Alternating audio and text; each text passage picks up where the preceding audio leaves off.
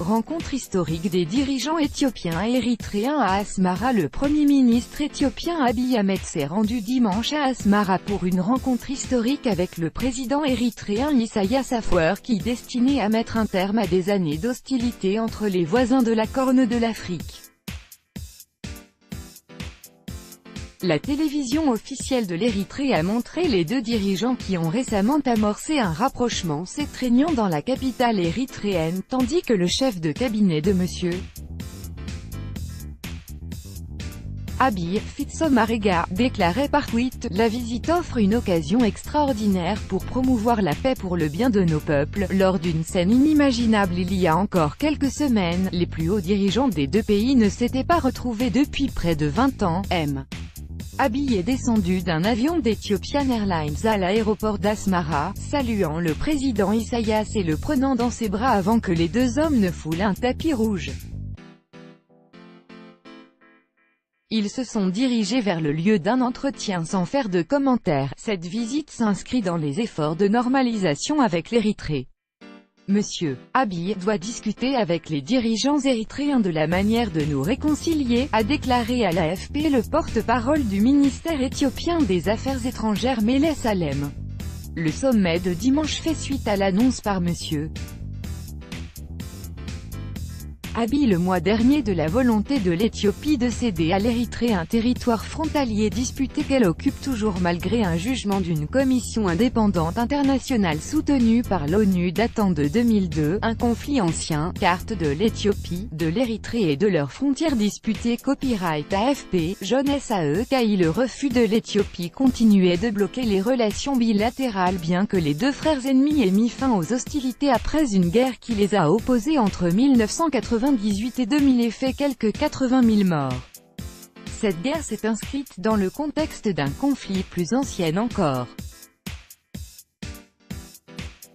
Ancienne province éthiopienne sur la mer Rouge, l'Érythrée a déclaré son indépendance en 1993 après avoir chassé les troupes éthiopiennes de son territoire en 1991 au terme de 3 décennies de guerre.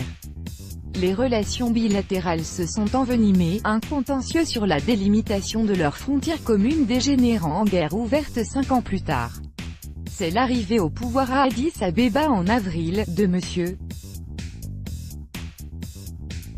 Abiy, 42 ans, qui a ouvert la voie au dégel des relations. Le nouveau dirigeant a amorcé un train de réformes sans précédent depuis plus de 25 ans dans le deuxième pays le plus peuplé d'Afrique.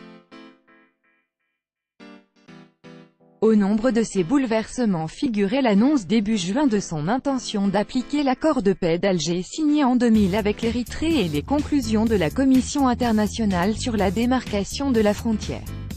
Bien accueillie par le chef de l'État érythréen, cette initiative a débouché sur l'envoi fin juin à Addis Abeba d'une délégation érythréenne de haut niveau et l'annonce à cette occasion d'une prochaine visite de M. Abiy à Asmara.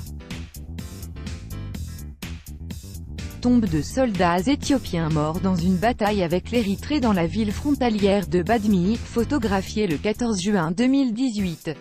Copyright AFP, Maeder Achaï LESELASSIETADES. La promesse du Premier ministre d'un retrait éthiopien de la zone contestée, dont la ville symbole de Badmi, accordée à l'Érythrée en 2002, ne s'est pas encore concrétisée sur le terrain où les dernières hostilités remontent à 2 ans à peine.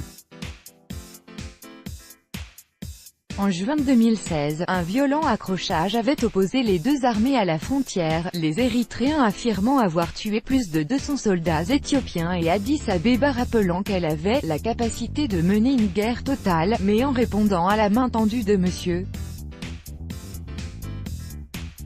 Abiy, le président Isaias a tranché avec ses habituelles diatribes. À la tête depuis 1993 d'un des régimes les plus fermés et les plus répressifs au monde, il justifie depuis des années l'emprisonnement de dissidents et la conscription obligatoire par la nécessité de se défendre contre l'Éthiopie. La décision de M. Abiy de tourner la page du conflit en respectant l'accord de paix d'Alger a été saluée par la communauté internationale. Tout droit de reproduction et de représentation réservé. Copyright 2018, Agence France Presse.